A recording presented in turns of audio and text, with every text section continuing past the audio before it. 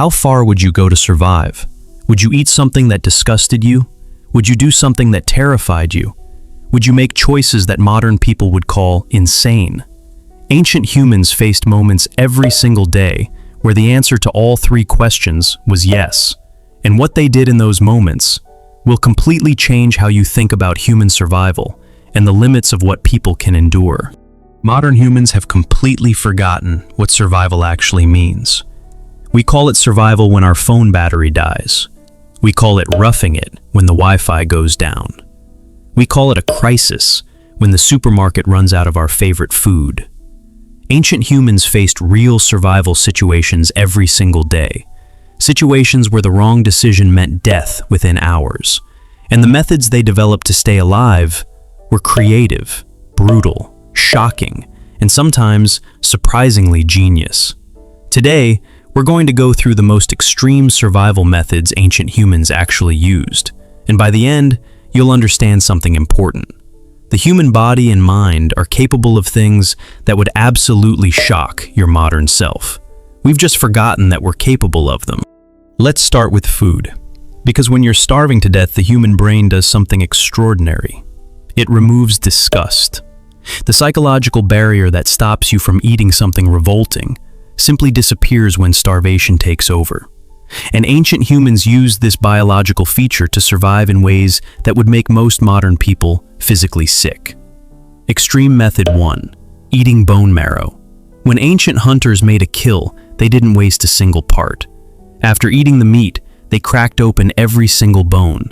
Using rocks as tools, they shattered femurs, skulls, and vertebrae to extract the soft, fatty marrow inside. Bone marrow is extraordinarily rich in calories and nutrients. Modern nutrition science has confirmed that bone marrow contains more concentrated nutrition per gram than almost any other food source. Ancient humans discovered this not through science, but through desperate necessity. Archaeological evidence shows bone marrow extraction going back over 2 million years. 2 million years of humans cracking bones for the nutrients inside. Extreme Method 2. Eating insects deliberately. Not by accident, not out of desperation in a single moment, but deliberately and systematically as a reliable food source. Ancient humans across every continent ate insects regularly. Termites, beetles, grubs, grasshoppers, caterpillars, ant eggs. And here's the part that makes modern people uncomfortable. They were right to eat them. Insects contain more protein per gram than beef, more iron than spinach, more calcium than milk. A handful of termites provides more complete nutrition than most modern protein supplements. The United Nations now officially recommends insects as a solution to global food security. Ancient humans figured this out 2 million years ago. Extreme Method 3. Eating clay and soil. This sounds completely insane to modern ears, but ancient humans in multiple cultures deliberately ate specific types of clay and soil, not out of madness, out of precise nutritional knowledge. Certain types of clay contain significant amounts of iron, calcium, and other minerals. Pregnant women in many ancient cultures specifically ate clay to supplement their mineral intake. Modern medicine calls this behavior geophagy, and research has confirmed that the specific types of clay ancient humans consumed did actually provide real nutritional benefits. Ancient humans were essentially doing precision supplementation with zero laboratory equipment, just thousands of years of accumulated knowledge about which soil tasted right and which didn't. But food was only one challenge. The physical survival methods ancient humans developed were equally extreme and equally impressive. Extreme Method 4. Voluntary starvation for speed. This seems counterintuitive, but ancient hunters sometimes chose to eat very little before a major hunt, on purpose. Because a slightly hungry body is a faster, more alert body. Adrenaline flows more freely, senses sharpen dramatically, reaction time improves significantly. Modern sports science now confirms that mild caloric restriction before intense physical activity can actually improve performance. Ancient hunters discovered this through thousands of years of trial and error. They didn't know the biology, but they knew that hunting slightly hungry produced better results than hunting full. Extreme Method 5. running prey to exhaustion. Modern humans think of hunting as a stealth activity. Ancient hunters had a completely different approach that was far more extreme: persistence hunting. They would find an animal and simply chase it, not sprint after it, just run, steadily, relentlessly, for hours, sometimes all day. Animals can sprint much faster than humans, but animals cannot maintain a moderate running pace for as long as humans can. Humans are the greatest long-distance runners on Earth. Our bodies were literally designed for it. Upright posture, efficient stride, ability to sweat and cool the body while running. No other large animal on Earth can run for as many hours as a healthy human. So ancient hunters would simply chase an animal until it collapsed from heat exhaustion. Some hunts lasted 4 to 6 hours, running constantly through extreme heat, without modern running shoes, without hydration packs, without GPS. Just a human and an animal, and the knowledge that the human would outlast it.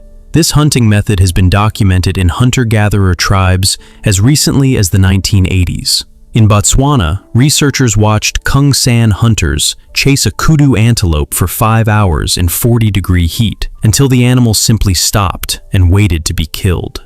Too exhausted to run anymore, the hunter wasn't even breathing heavily. Extreme Method 6. Using fire to stay warm inside animal carcasses. This is the most extreme physical survival method on this list, and it actually saved lives. When ancient humans were caught in extreme cold without shelter, they sometimes used the body cavity of a freshly killed large animal as emergency shelter. The body cavity of a large animal retains heat for several hours after death. Crawling inside provided enough warmth to survive a night that would otherwise have been fatal. This isn't just ancient history. Survival experts still teach this method today as a last resort emergency technique. In 1994, a hiker in the Alps survived a deadly blizzard using this exact method, an ancient survival technique saving a modern human life. 2 million years of survival knowledge still working perfectly in the 21st century. But the most impressive extreme survival methods were medical. Because ancient humans didn't just survive physical threats, they survived injury and illness in ways that should have killed them, using methods that were shockingly effective for their time. Extreme Method 7. Amputation without anesthesia. Archaeological evidence shows that ancient humans performed deliberate amputations.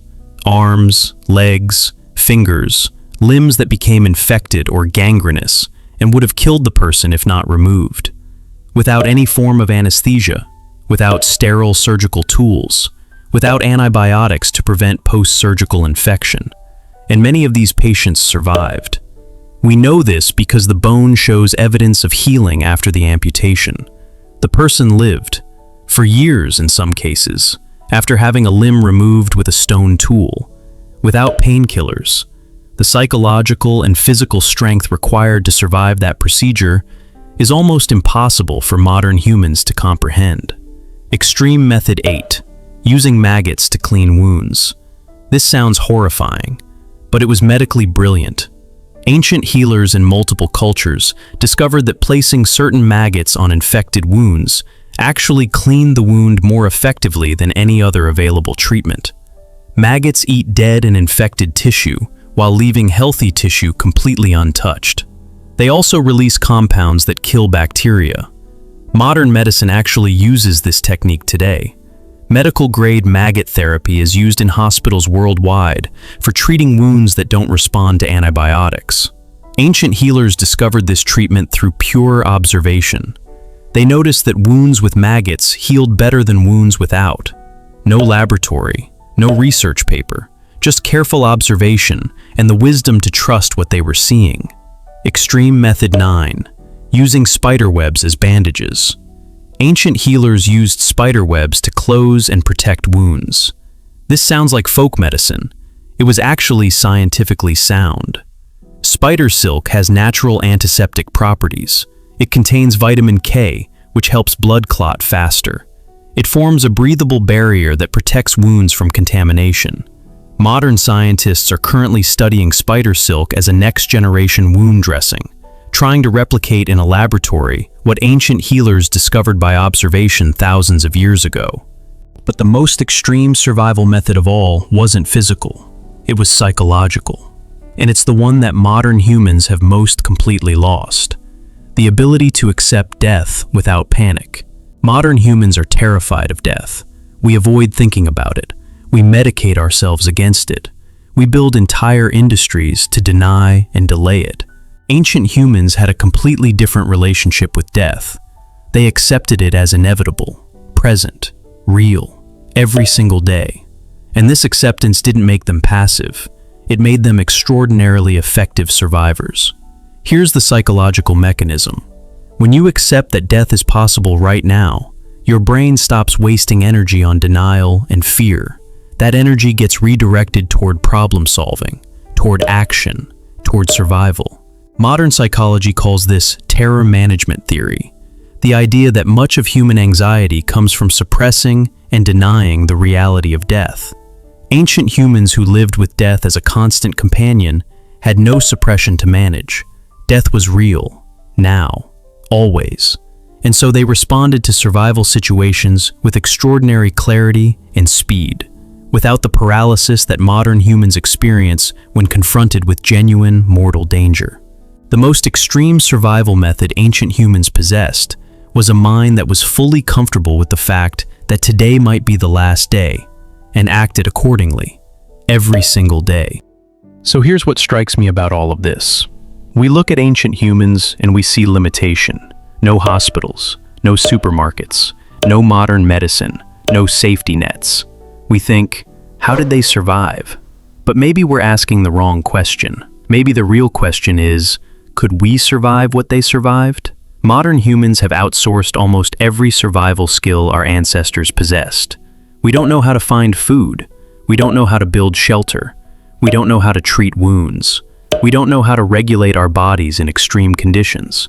We have traded survival capability for comfort and convenience, and that trade has made us extraordinarily dependent on systems that could fail. The ancient humans we call primitive could survive almost anywhere on Earth with nothing but their knowledge and their body. Most modern humans couldn't survive 3 days without a supermarket. Who's actually more capable? The ancient human who ran prey to exhaustion across an African plain for 6 hours, or the modern human who gets winded walking up 2 flights of stairs? Ancient humans weren't surviving despite being primitive. They were thriving because they were capable. Genuinely, completely, totally capable. In ways that most modern humans simply are not anymore. If this changed how you think about ancient survival and human capability, next week we're going somewhere nobody talks about. What did ancient humans actually do at night? Not what you learned in school. The real answer involves secrets that researchers only recently uncovered, and some of it will genuinely surprise you. Subscribe so you don't miss it, and comment below. Which survival method shocked you the most? Could you do any of these to survive? I'll see you next week.